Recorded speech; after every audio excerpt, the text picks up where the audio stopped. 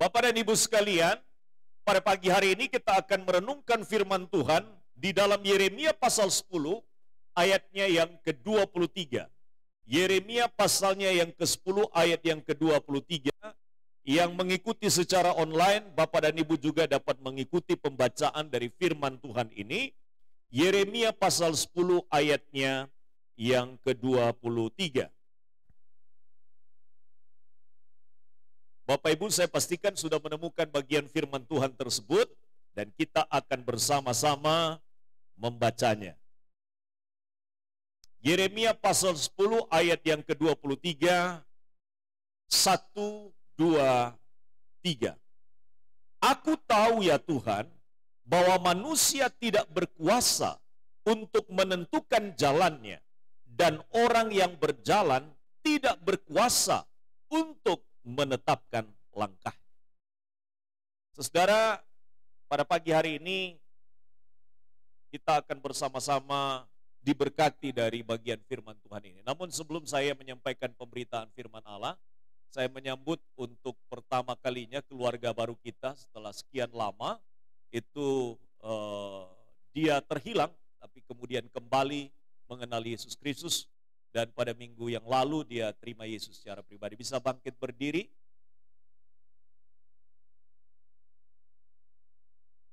Ya, kita sambut dengan sukacita.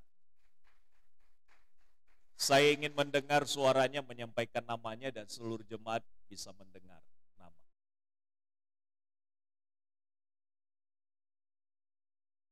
Ya, selamat datang Yanti di tengah-tengah kita. Selamat bergabung kembali sebagai keluarga di dalam Tuhan setelah sekian lamanya, ya. Setelah sekian lama, 16 tahun ya.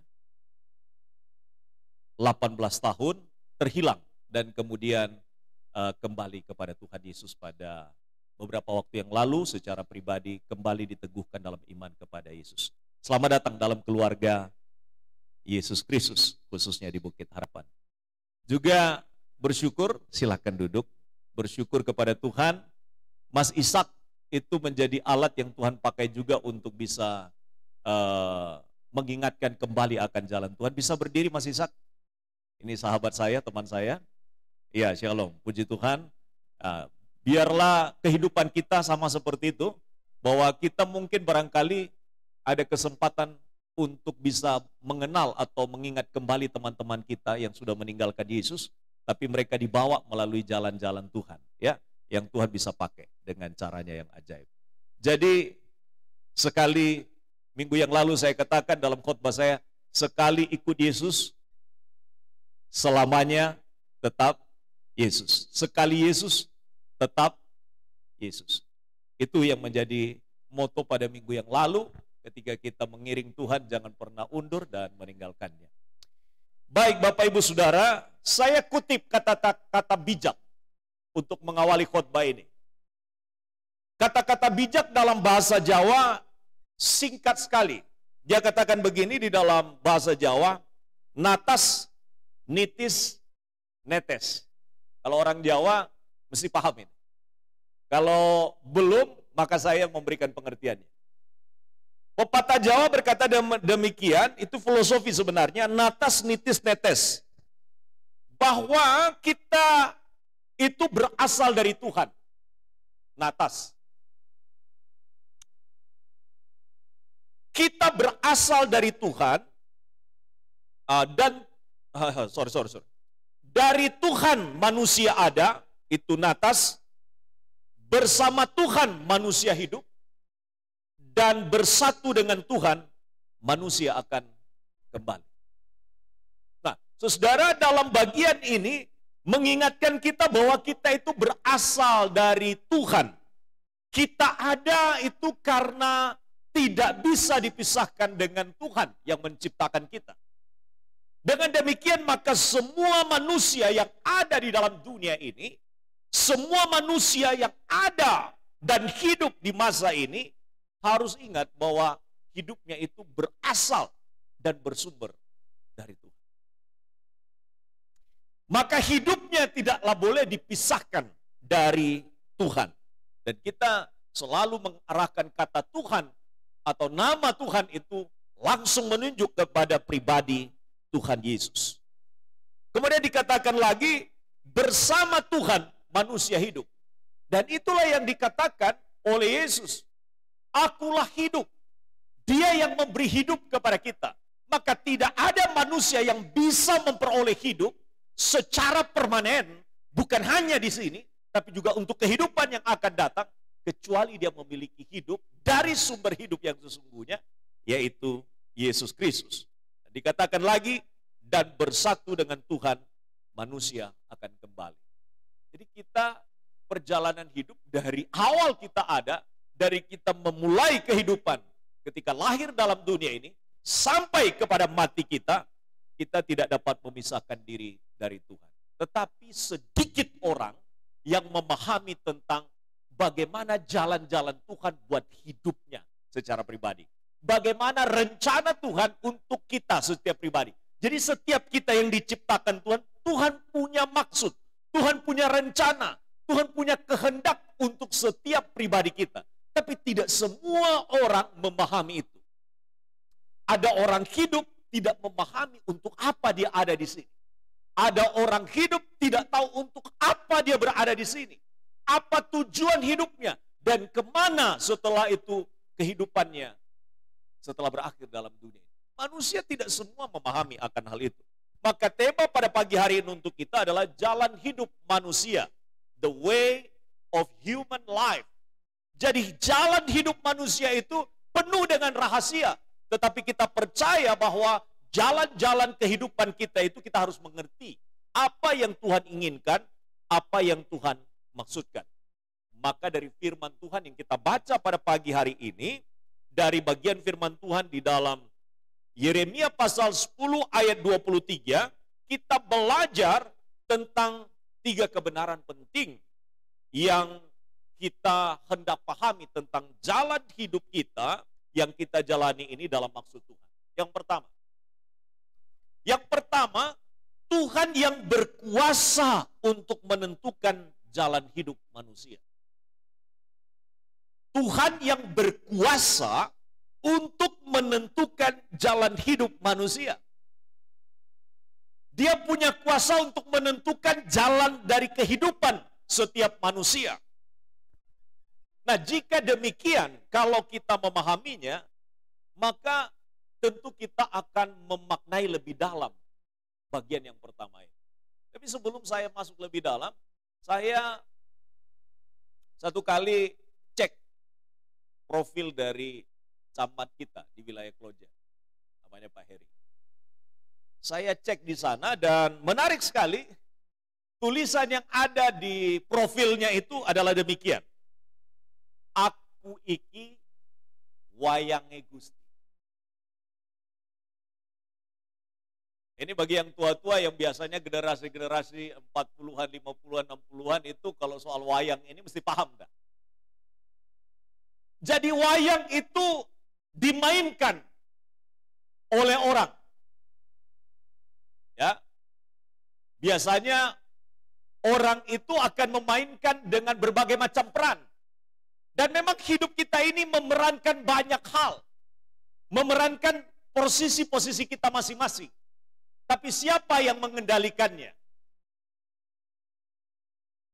Siapa yang mengendalikannya? Dalang yang memainkannya. Jadi urip awake dhewe iki dikendalikan oleh dalangnya. Siapa dalangnya? Dalangnya Gusti. Nah, kalau demikian, maka wayang ini tidak bisa memerankan sesuatu kalau dia tidak menyerahkan dirinya atau tidak mau untuk dimainkan oleh dalangnya. Tapi ingat baik-baik, di dalam tangan Tuhan itu pasti dijalankan dengan baik. Tapi ketika kita keluar dari dalam tangan Tuhan, itu berarti kita tidak akan mempunyai peran apa-apa, kita tidak akan bisa memainkan peran apapun dalam dunia ini. Kita mungkin ada, tapi kita tidak bermakna. Kita mungkin ada, tapi kita tidak mempunyai arti apa-apa. Kita mungkin ada, tapi kita tidak memberikan nilai apapun di dalam hidup ini. Itulah sebabnya hanya orang yang ada di dalam tangan Tuhan yang memainkan peran itu adalah Tuhan. Tapi kita ada di dalam tangannya. Itulah sebabnya Bapak dan Ibu sekalian, ketika kita menyerahkan hidup dalam tangan Tuhan, itu berarti kita mengambil keputusan untuk menyerahkan hidup kita. Terserah maunya Tuhan. Terserah maunya Gusti. Makanya perjalanan hidup kita itu kadang-kadang berliku-liku. Tapi orang yang kembali menyerahkan hidupnya ke dalam tangan Tuhan, maka ia mulai melihat bagaimana kekuasaan tangan Tuhan itu memberi arah kepada dia, memerankan akhirnya peran yang dimaksudkan oleh Tuhan. Karena itu saudara bersyukur kalau saudara ada di dalam tangan Tuhan hari ini. Kita bersyukur kalau hari-hari ini kita ada dalam tangan Tuhan. Maka ketika kita memaknai pokok pertama pemahaman tentang bahwa Tuhan yang berkuasa untuk menentukan jalan hidup kita, maka kita jangan berjalan menurut maunya kita sendiri. Bapak dan Ibu sekalian, jika demikian maka kita harus berada di bawah kekuasaan Tuhan. Kita mengikuti apa yang menjadi keinginan dan kehendaknya Tuhan. Keinginan dan kehendaknya pasti baik dan sempurna. Katakan amin. Tapi kehendak kita belum tentu baik. Keinginan kita belum tentu baik. Maunya kita belum tentu baik. Itulah sebabnya, kalau saudara dan Bapak Ibu sekalian, lihat anak-anak kecil. Ketika anak-anak kecil berjalan, mereka berjalan tanpa dituntun, mereka bisa bahaya. Mereka bisa dalam keadaan bisa celaka. Tapi orang tua yang baik akan memegang tangan anaknya. Satu kali peristiwa terjadi, seorang ibu itu menurunkan anaknya di sebelah kanan dari mobil. Saudara-saudara, suaminya itu masih ada di posisi setir. Ketika anaknya turun, dia membiarkan anaknya itu turun persis di trap seperti ini, di tepi jalan. Anak itu belum menginjakkan kaki persis di tempat yang tepat, anaknya kemudian terjungkal kembali, persis di bawah ban mobil. Dan ayahnya yang tidak menyadari hal itu langsung menjalankan mobil dan tergilaslah dan meninggal di tempat. Saudara, ini gambaran yang saya mau katakan. Seringkali kita lepas dari tangan Tuhan. Kita mau berjalan sendiri, kita pikir kita bisa, tapi itu akan membawa kepada bahaya dalam hidup kita. Itulah sebabnya Bapak dan Ibu kita harus sadar betul bahwa kita ada di bawah kekuasaan tangan Tuhan. Dan kita tidak bisa berjalan sendiri tanpa Tuhan. Maka kita sering berkata dalam nyanyian, tapi kadang-kadang tidak berjalan seiring dengan nyanyi kita. Kita bernyanyi, ku tak dapat jalan sendiri, Tuhan tolonglah daku, biarlah sinarmu menerangiku, sebab ku tak dapat jalan sendiri. Nyanyian kita memang begitu, tapi fakta hidup kita membuktikan kita tidak sedang berjalan di dalam penyerahan diri dan minta pertolongan Allah. Mulai dari hari-hari hidup kita berjalan tanpa doa. Mulai dari kita merencanakan sesuatu, kita berjalan tanpa meminta restu Tuhan. Mulai daripada memulai segala sesuatu di dalam hidup kita bertanya atau tidak. Maka harus apa yang kita katakan itu selaras mestinya dalam perilaku dan hari-hari yang kita jalani. Bapak dan Ibu sekalian, kita belajar kepada apa yang menjadi harapan Tuhan. Kalau kita menyadari bahwa kita ada di dalam kekuasaan tangan Tuhan, maka tidak boleh lepas dari dua hal. Apa itu? Kita mengikuti apa yang menjadi perintahnya dan ajarannya. Kita pasti tidak mungkin.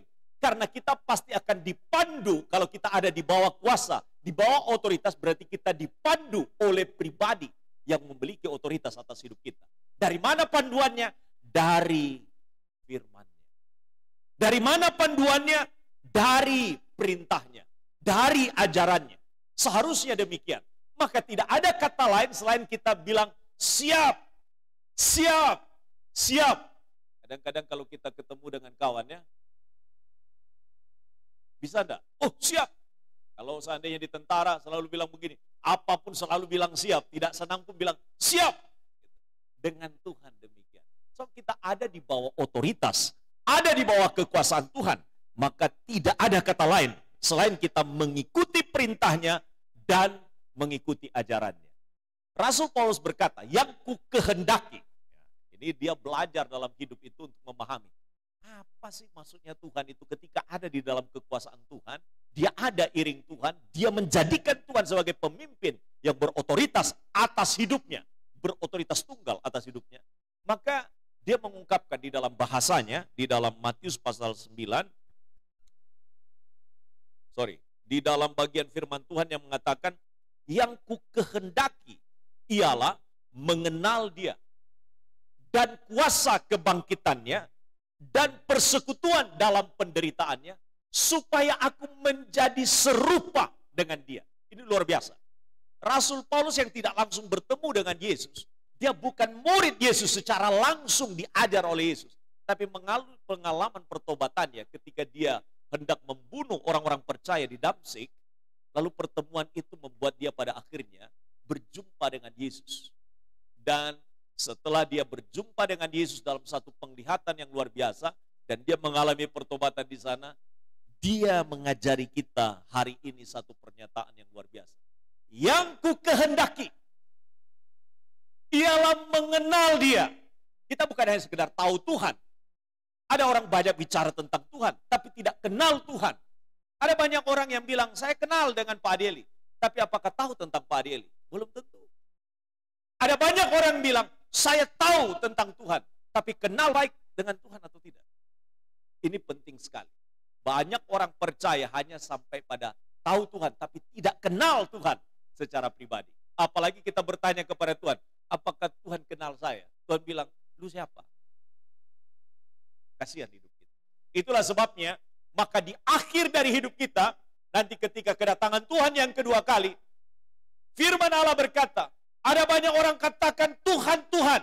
Tuhan katakan, aku tidak kenal dengan engkau. Kasihan sekali. Karena itu Bapak dan Ibu sekalian, jangan sampai kita tahu Tuhan, menyebut nama Tuhan, tapi tidak mengenal dia secara pribadi. Pengenalan secara pribadi itu melalui apa? Melalui proses di mana kita menerima dia sebagai Tuhan Juru Selamat, kita juga belajar perintahnya, kita juga mengikuti ajarannya. Dan bukan hanya itu. Paulus katakan mengenal dia dan kuasa kebangkitannya. Bahwa di dalam Yesus ada kuasa yang besar, yang bukan hanya membangkitkan kehidupan orang yang percaya ketika dia mati dan dibangkitkan untuk kehidupan yang akan datang, tapi juga dia adalah pribadi yang memiliki kuasa penuh untuk memberi kepada kita semangat, gairah dalam kehidupan yang kita jalani. Kuasa kebangkitan dan persekutuan dalam penderitaannya. Orang percaya tidak mungkin lepas dari penderitaan di dalam dunia ini. Tapi saya selalu ingatkan orang-orang percaya, termasuk Jumat yang lalu ketika kita ibadah rumah tangga, saya sampaikan apa? Bahwa penderitaan itu adalah bagian daripada kita seperti orang berselancar. Ya, seorang peselancar itu selalu mencari gelombang ekstrim dan dia bisa bermain di dalamnya. Disitulah keindahan dari sebuah penderitaan. Penderitaan boleh ada, penderitaan boleh dialami. Yesus sendiri itu mengalami penderitaan di atas kayu salib, tapi itu telah membawa kepada kita keselamatan. Itu luar biasa. Maka Bapak dan Ibu sekalian, itu yang diingatkan oleh Paulus. Persekutuan dalam penderitaannya untuk tujuan apa? Supaya aku menjadi serupa, mirip dengan dia. Maka ketika kita berada di bawah kekuasaan tangan Tuhan, kita belajar untuk memiripi cara hidup. Memiripi apa yang menjadi harapan-harapan Tuhan di dalam hidup kita setiap hari. Bapak dan Ibu, saya pernah bercerita di sini, anak saya itu memiripi saya.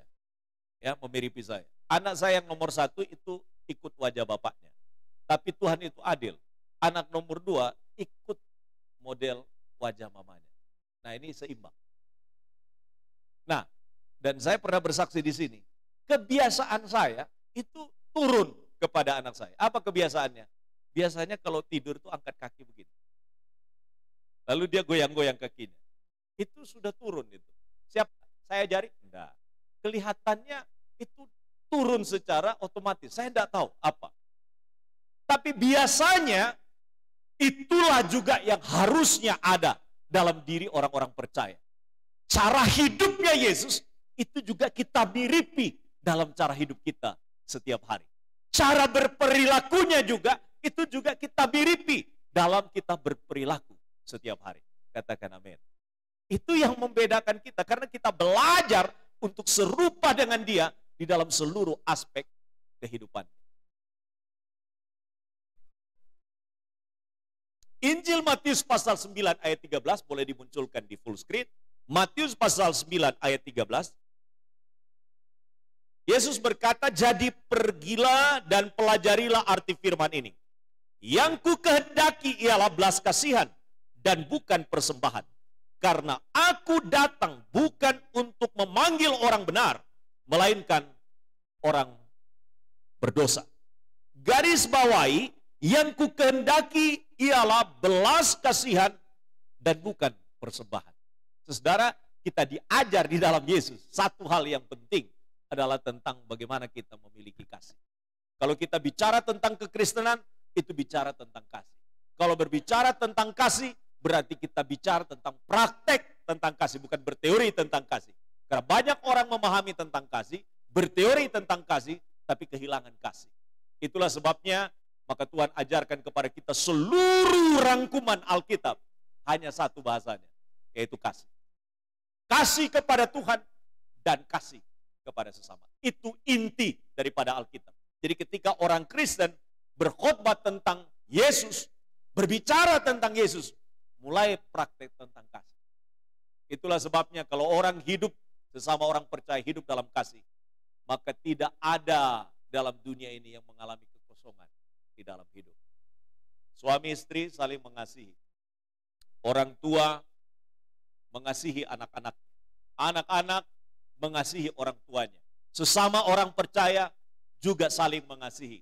Dan orang di luar kita pun yang belum mengenal Yesus pun kita kasih. Tidak pernah memusuhi mereka. Karena mereka adalah bagian atau target kasih Allah. Dan itu juga harus menjadi target daripada kasih kita kepada mereka. Dalam minggu-minggu ini berkali-kali mantan ibu RT kita datang. Dan saya kuatkan dia. Dalam kesulitan-kesulitan hidup kadang-kadang kita bisa menjadi alat. Hanya mungkin hal sederhana yang kita bisa lakukan. Hal yang sederhana. Mungkin pergumulannya besar.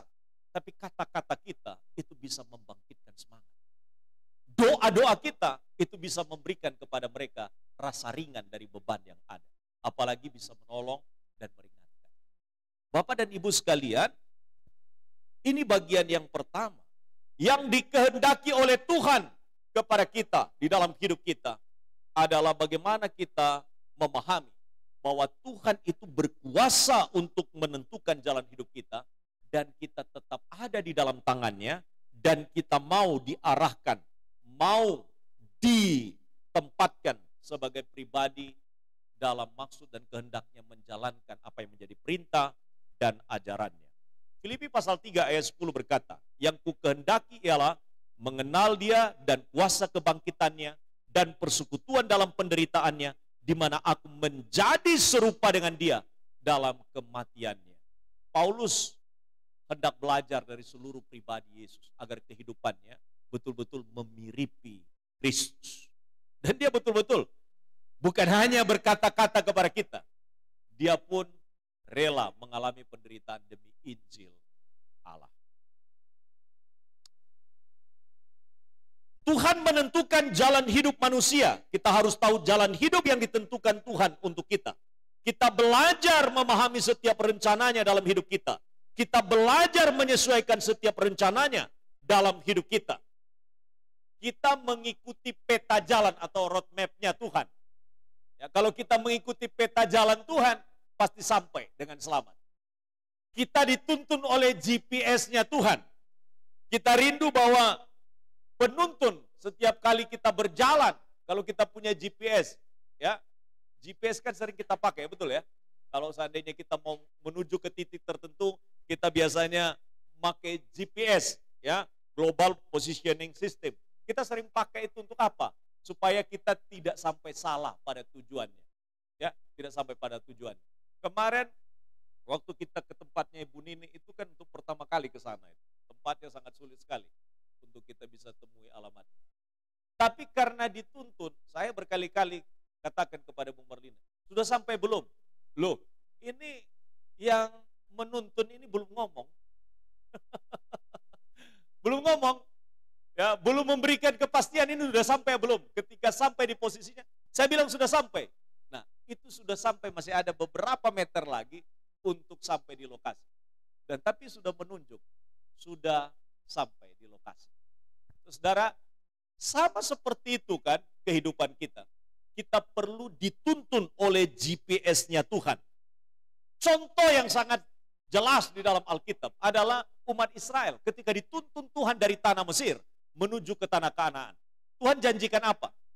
Di Mesir mereka dijajah, menderita sekian lamanya.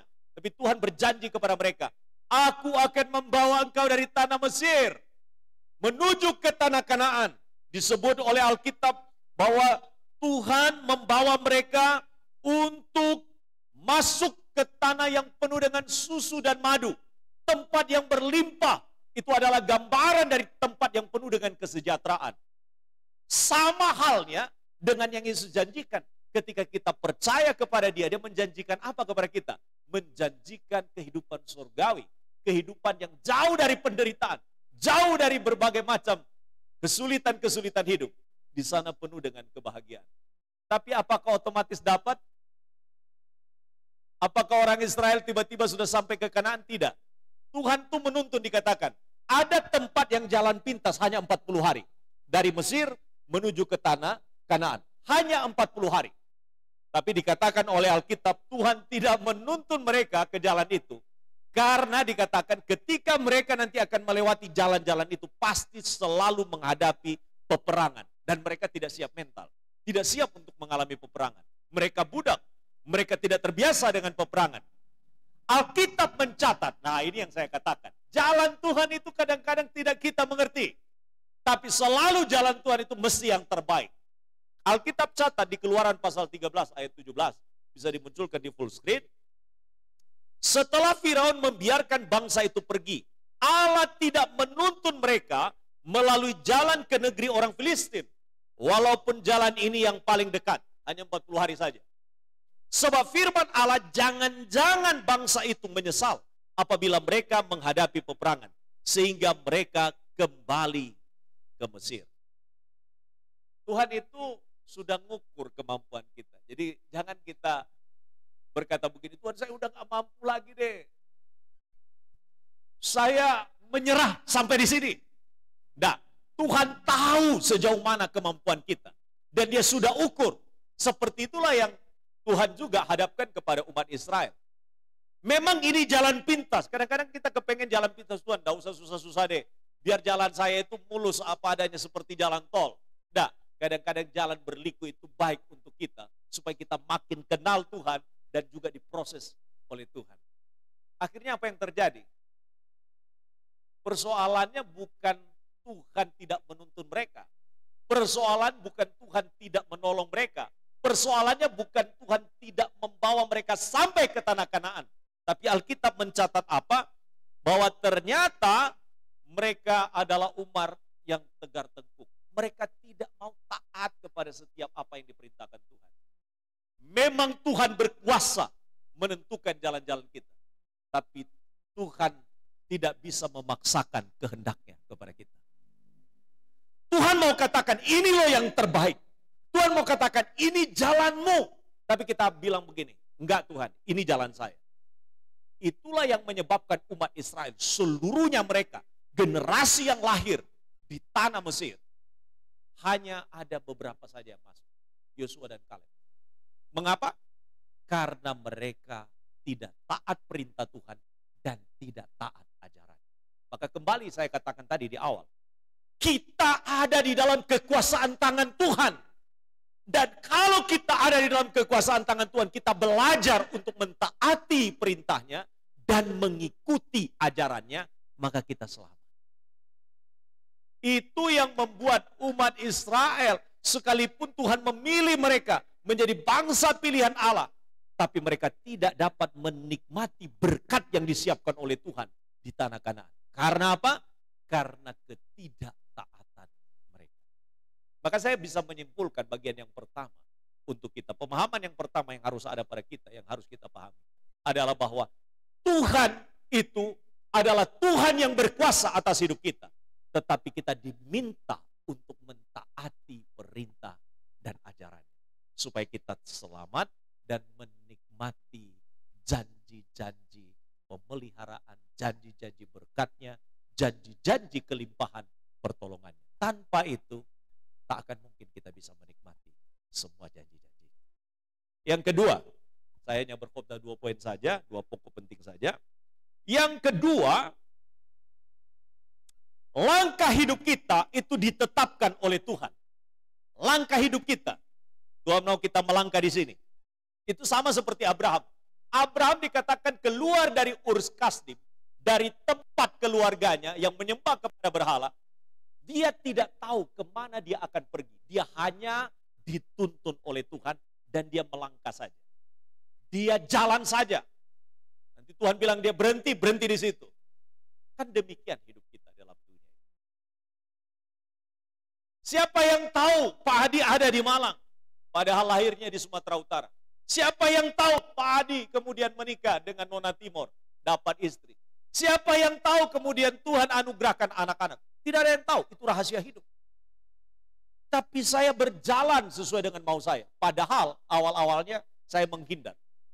Waktu saya dipanggil Tuhan, saya lari mau jadi seorang perawat kesehatan. Saya lari mau menjadi seorang ahli apoteker. Tapi Tuhan menuntun saya dengan caranya. Tuhan memanggil menjadi hambanya. Dan panggilan Tuhan tidak pernah salah untuk hidup kita.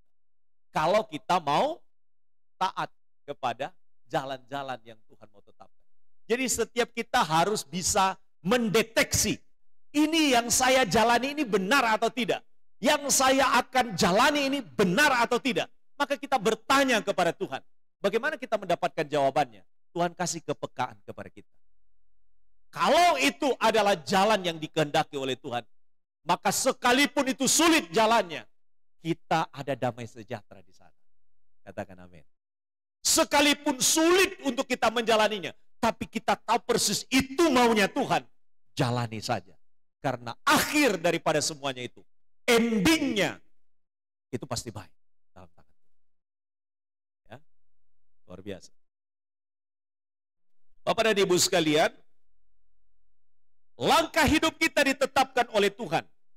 Jika demikian, maka kita tidak akan berjalan menurut kemauan kita sendiri, melainkan menurut ketetapan dan kemauan Tuhan. Ikuti kemana langkah yang Tuhan akan tuntun. Makanya Mazmur pasal 37 ayat 23, Bapak Ibu pasti sudah hafal ayat ini. Mazmur 37 ayat 23. Sudah hafal? Belum muncul di layar.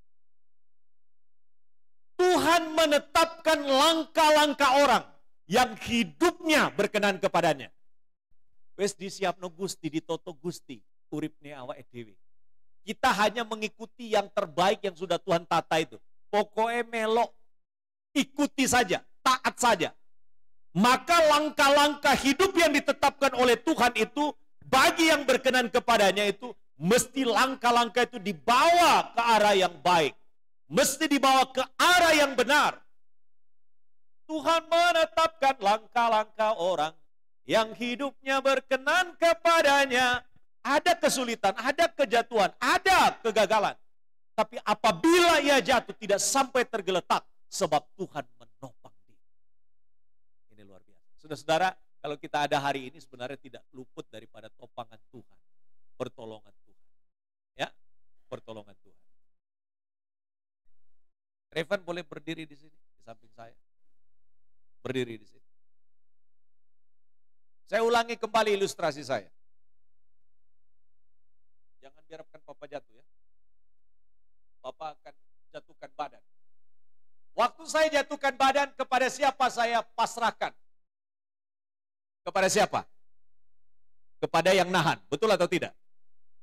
Inilah gambaran hidup kita. Kita berdiri dengan tegar, tapi ada saat di mana kita itu menjadi lemah. Kita butuh topangan. Dan saya menjatuhkan badan saya. Ditahan, bukan didorong. Kalau didorong, saya kembali lagi. Oke. Saya punya daya tahan untuk bisa berdiri? Tidak ada kan? Sekarang saya bertopang kepada siapa? Kepada apabila Revan melepaskan tangannya, kira-kira apa yang terjadi? Saya bisa masuk rumah sakit ini. Silakan dorong. Itu gambaran Tuhan. Makasih. Nak. Jangan rasa diri kuat tanpa Tuhan. Jangan rasa diri hebat tanpa Tuhan. Karena di luar aku, kata firman Allah, kamu tidak dapat berbuat apa. Hanya dengan bersandar, hanya dengan bergantung, hanya dengan bertopang pada Tuhan, engkau bisa berdiri dengan tegar. Engkau bisa berjalan untuk menjalani hidup ini sampai akhir dengan sebuah kemenangan iman. Katakan amin. Jangan pernah lepaskan Tuhan dalam hidup kita. Dia yang topang engkau sampai akhir hidupmu. Ayat terakhir, 1 Tesalonika pasal 5 ayat 9, dan saya mengajak kita untuk bangkit berdiri. 1 Tesalonika pasal 5 ayat 9. Boleh dimunculkan di layar, di full screen. Apa ketetapan Tuhan salah satunya yang luar biasa dalam hidup kita? Ini ayatnya. Ketetapan Tuhan, langkah yang ditetapkan Tuhan untuk hidup kita, ini adalah sumber dari semua yang lain. Kalau kita dapatkan yang utama, yang lain itu kita dapatkan. Apa itu? Ini dia yang ditetapkan Tuhan. 1, 2, 3. Karena Allah tidak menetapkan kita untuk ditimpa murka. Kalau ditimpa murka berarti dibinasakan. Tetapi untuk beroleh keselamatan. Coba diulang sekali lagi. Tetapi untuk beroleh keselamatan. Oleh siapa? Oleh Yesus Kristus, Tuhan kita. Jadi ini dia. Tuhan menetapkan setiap kita. Tapi Tuhan juga butuh respon kita. Untuk dapat memperoleh bukan murka, tetapi untuk beroleh keselamatan. Selamat menikmati langkah yang ditetapkan Tuhan. Yaitu langkah penyelamatan buat hidup kita. Kalau kita dapat yang terutama, maka yang lain itu akan mengikutinya. Kalau kita dapat yang terutama dalam hidup, yaitu keselamatan dalam Yesus, maka yang lain itu akan menjadi bagian juga yang akan kita nikmati. Kita berdoa.